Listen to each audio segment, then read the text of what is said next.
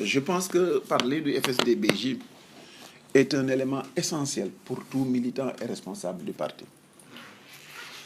Cela donnera à tout un chacun mu xam d'abord ci lan la dugg mu xam it fan la jëm mu xam li mu dugg lan la parce que loo réere cosaanam rek mun na doon problème ci yow bu ëllëgee su demee ba nga xamee ni confronté à la réalité tu as des problèmes d'interprétation ou d'adaptation. L'histoire commune que nous avons li ñu bokk muy FSD/BJ mi ngi jógee ci li nga xamee ni volonté boo xamee ni Cheikh Abdoulaye Dièye amoon na ko en un moment donné de son évolution ndax Cheikh Laye dafa toog ba si ak Sarr yëg ni son expérience de vie le prédispose maintenant à participer à l'espace politique ndax ci loolu la jàpp ni toll na ci wàllu xam-xam toll na ci wàllu vécu toll na ci wàllu xam réew mi loo xamee ni jàpp na ni il est devenu le moment pour lui pour mu mën a dem partager loolu ak nit ñi parce que jàpp nañ ni boo amee yenn expérience yi war ko mën a restituer à ta collectivité soo ko defulee c'est comme si quelque part il y a un manque de reconnaissance vis-à-vis de tes semblables. Arrivé à cette période-là on était au début des années 90 si la engagé wu daal ni moom day jéem a bokk ci li nga xamee ni mooy réflexion positive bi ñu war a am pour mën a développer Sénégal. Et il a commencé en disant que ni en tant que conseiller technique au niveau du ministère de l'Environnement l'espace privilégié donc mooy ma jéem a seet si à l'intérieur du parti au pouvoir je pouvais avoir les moyens d'exprimer cela.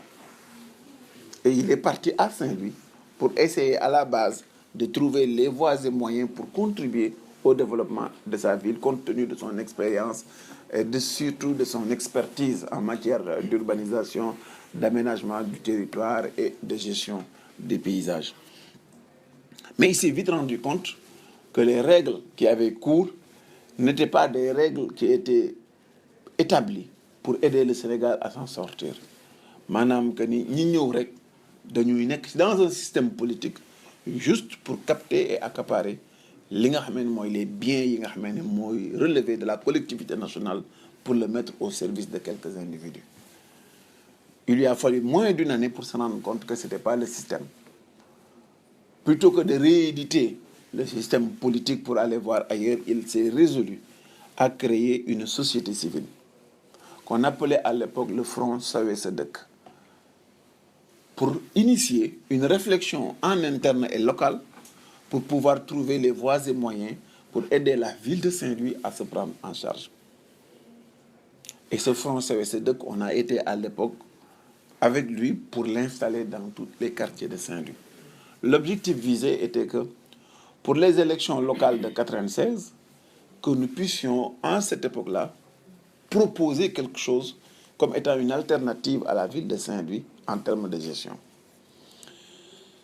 On pensait que dans l'idée de la réforme de 92, du code consensuel de 92, que le Sénégal devrait faire un autre bond qualitatif pour aider les sociétés civiles qui voulaient intégrer l'espace politique, leur donner les moyens légaux de pouvoir y arriver.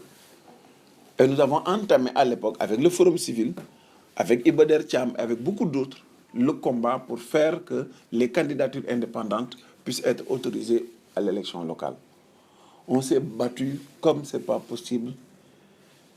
À l'époque, dans la partie réglementaire du code électoral, il y avait l'article R44 qui existe encore sous cette forme, qui dit que jusqu'à présent, aucune société civile n'est autorisée à se présenter à l'élection locale. Il n'y a que les partis légalement constitués qui peuvent y participer. Et c'est cette raison-là, c'est ce blocage juridique qui nous a amené à créer le FSD, qui est la République du Front Sawe Sa Dëkk, pour devenir le Front pour le socialisme et la démocratie. Et on y a ajouté un terme générique wolof qui caractérisait l'esprit dans lequel le parti a été constitué, c'est le Benno Jubal. Voici donc les raisons objectives qui nous ont amenés en février 95 jusqu'en avril 95 à nous battre pour que le parti puisse être légalement constitué. J'avais eu le mérite à l'époque d'être mandaté par le parti pour travailler sur l'organisation, l'écriture des statuts et règlements intérieurs. J'ai organisé avec les camarades qui étaient là-bas l'Assemblée générale constitutive et on m'a chargé de pouvoir déposer l'ensemble des dossiers au niveau de l'administration territoriale pour que en avril, vers le mois fin avril, début mai, nous puissions avoir le récépissé qui nous a fait reconnaître comme parti politique au Sénégal. Voici les raisons objectives qui nous ont amenés à être présents à l'élection locale de novembre 1996 à Saint-Louis, où nous sommes sortis avec 4 conseillers à la ville de Saint-Louis et un conseiller à la région de Saint-Louis. Et c'était moi qui étais le représentant du parti à la région de Saint-Louis.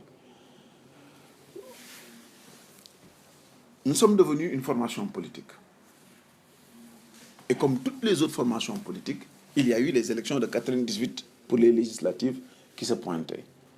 Donc il nous fallait, au-delà de l'ancrage territorial local, développer une idée nationale et un projet national.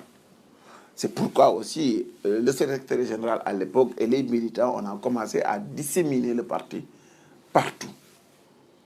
À Dakar, à Kédougou, à Ziguinchor, ton ami, mon ami, la connaissance. Ce que nous sommes en train de faire aujourd'hui pour le système de massification, c'est cela qui nous a amené à véritablement poser l'articulation. Parce que nous étions convaincus à l'époque que le discours que portait Cheikh Abdoulaye Dièye, du point de vue de son ancrage spirituel, du point de vue qu'il faisait premier la responsabilité spirituelle de l'individu, qui faisait que chacun et chacune d'entre nous avait d'abord une responsabilité vis-à-vis de Dieu, qui lui imposait un code de conduite, une certaine moralité, dont il avait l'absolue conviction que même s'il échappait à la justice des hommes, il y arrivera un jour où il sera devant le Seigneur. Et l'évocation de cette reddition des comptes spirituels amenait l'individu à bonifier son action sur terre. Parce qu'il arrivait en ce moment-là que même si la sagacité de tes compatriotes ne permettait pas qu'on puisse t'épingler quelque part quand tu as failli, que tu puisses toi-même au moins t'autodiscipliner et avoir des attitudes et comportements qui puissent bonifier ton action. Et c'est pourquoi il disait que la politique, c'est l'art de générer des actions positives au service du plus grand nombre. Ainsi donc est venues les élections de 1998 et nous avons pu, avec ces élections-là, faire en sorte que le parti y participe. Et avec cela, nous avons gagné un poste à l'Assemblée nationale. Premier député, première participation. Et les événements se sont enchaînés et nous sommes partis maintenant dans la grande bataille de 2000 où il fallait faire face au Parti socialiste. Le Parti socialiste, à l'époque, dans sa stratégie, avait très vite compris que pour nous minimiser et réduire notre espace et notre force de pénétration, il faut qu'il nous peigne sous des dors peu reluisants.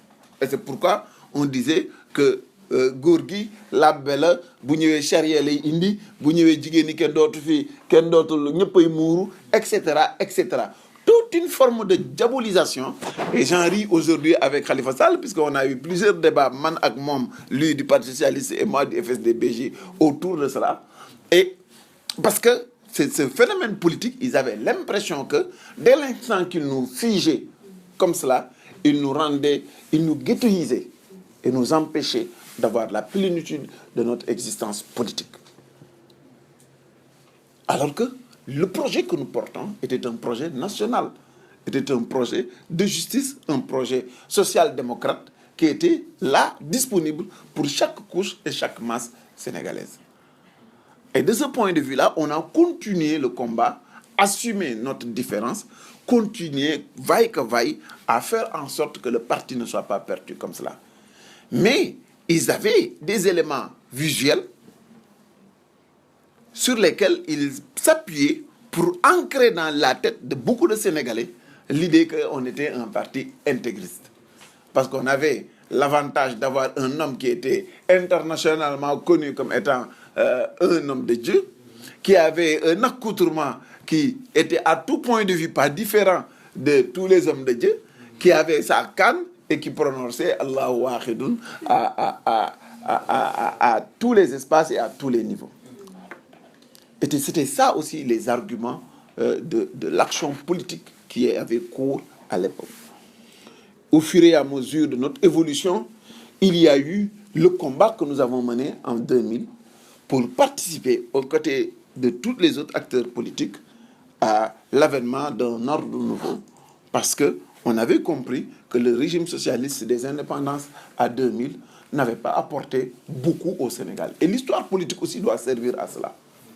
Un projet politique déroulé sur pratiquement 40 ans, ou peut-être même un demi-siècle, et qui n'a pas été capable d'apporter quelque chose de significatif dans un espace où ils n'avaient pas de concurrence, où ils étaient seuls, dans un espace où le Sénégal nouvellement indépendant avait énormément d'acquis. Je pense qu'il leur était difficile de pouvoir convaincre les citoyens qu'ils pouvaient continuer à aider ce pays. Et c'est la raison pour laquelle Abdoulaye Wade n'a pas eu trop de peine pour regrouper et unir l'opposition dans sa globalité et faire face à Abdou Diouf jusqu'à sa défaite en 2000. L'avènement d'Abdoulaye Wade au pouvoir, on était acteurs là-dedans.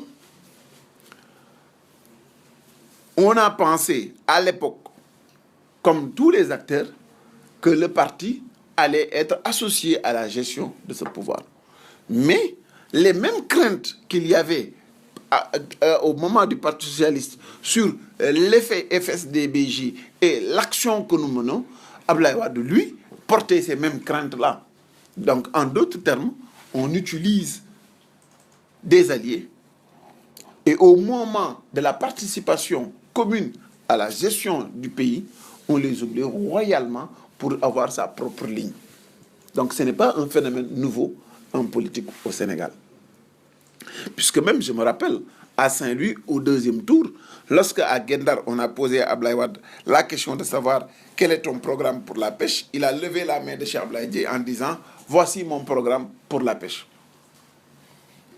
Vous savez, comme les politiciens, ils savent trouver des réponses pour toutes les formes de combines qu'on leur présente. Il s'en est suivi 2002, cette date fatidique où, à la suite d'un accident, Cheikh Abdoulaye Dièye est décédé. Pour l'histoire, ça s'est passé le 27 mars 2002.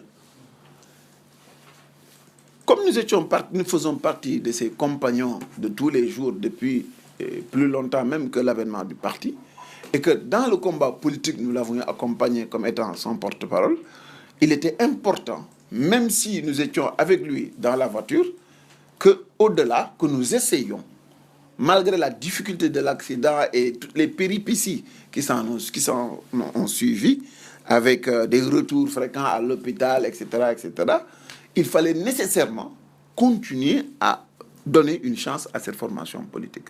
Et c'est pourquoi, dans la première semaine du mois de juin 2002, nous avons organisé un congrès à l'NDSS. C'est à la suite de ce congrès-là que je suis devenu secrétaire général du parti. Ma connaissance donc de la pratique politique, les difficultés que nous avions eues à vivre, les réponses que les partis alliés nous ont données, m'ont amené à me dire qu'il était important que le parti puisse se ressaisir, revenir sur lui, réfléchir pour ensuite améliorer et adapter son offre à la situation politique nationale.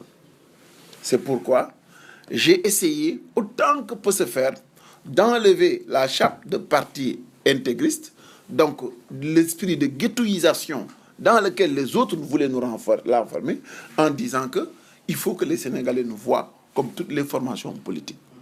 Ce que nous sommes dans notre fond, personne ne va nous enlever cela. Nous vivons en fonction de nos convictions et fondamentalement, nos convictions sont des convictions inspirées de la religion et pour lesquelles nous pensons que cela est important pour l'activité de chaque individu. Et nous avons continué à travailler en améliorant la vision du parti, en étant disponible et ouvert pour tous les Sénégalais et en faisant de telle sorte qu'un maximum de Sénégalais puissent adhérer au projet FSD/BJ. Et Dieu nous a aidés jusqu'à ce qu'en 2007, lorsqu'il a fallu être présent à l'élection législative, nous avons montré aux Sénégalais que nous étions porteurs d'un projet de société novateur, adapté et d'une crédibilité que nous avons essayé depuis Cheikh Abdoulaye Dièye jusqu'en 2007 et bien au-delà après à essayer de préserver pour que le parti puisse garder cet idéal et cette perception des Sénégalais à son endroit en termes de crédibilité. Et c'est ce combat-là qui nous a amenés à l'Assemblée nationale. Et à l'Assemblée nationale aussi, j'ai essayé, en tant que représentant du parti, dans cet espace-là, de montrer aux citoyens quel était le projet du FSD/BJ. Et c'est cela qui nous a valu plus d'aura et plus de présence dans l'espace national, au point que en 2009, lorsqu'il a fallu retourner à Saint-Louis lors d'élections locales, nous sommes sortis victorieux. Et ça a été encore un autre palier franchi par le parti, qui était un parti ghettoisé, qui devient un parti national, qui n'est plus un parti localement installé, mais un parti d'envergure nationale avec des représentants partout, à l'intérieur du pays comme à l'extérieur. Et c'est ce combat-là que nous avons continué à Saint-Louis, parce qu'il était pour nous important que l'espace de Saint-Louis devrait être utilisé comme un espace de travail pour montrer au Sénégal qu'il était possible, par l'action politique, de changer fondamentalement les conditions de vie et le cadre de vie de nos compatriotes. Et fort heureusement, même si nous n'avons pas pu conserver le poste à la mairie de Saint-Louis, le résultat est parlant. Parce que c'est ce résultat qui détermine l'action politique. Ce que nous avons laissé en héritage à la ville de Saint-Louis se passe de commentaires en termes de modernisation de l'outil d'administration, en termes d'implication des populations et surtout de justice et de traitement équitable, aussi bien des citoyens que de l'administration à l'intérieur de la commune de Saint-Louis. Je pourrais ramasser tout cela en disant que, avec un départ à moins 600 millions, nous sommes arrivés à leur laisser 25 milliards en partant. Avec un départ de moins de 2 véhicules en sortant, nous leur laissons plus de 50 et quelques véhicules. Nous avons laissé l'entièreté des bâtiments municipaux réhabilités, remis à neuf, modernisés. Une radio municipale qui n'existait pas, un centre de transformation des produits halieutiques, un centre de transformation des produits plastiques et une usine de pavés.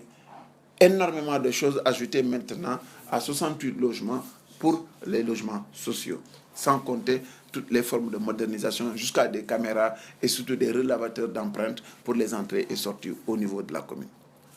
Voici donc un modèle qui, à notre avis, pouvait être dupliqué et montré en exemple pour toutes les autres communes. Aujourd'hui, l'histoire du pays et de parti s'arrête maintenant à l'action que nous avons menée à l'Assemblée nationale jusqu'au 23 juin, qui nous a valu encore une fois une présence remarquable du parti.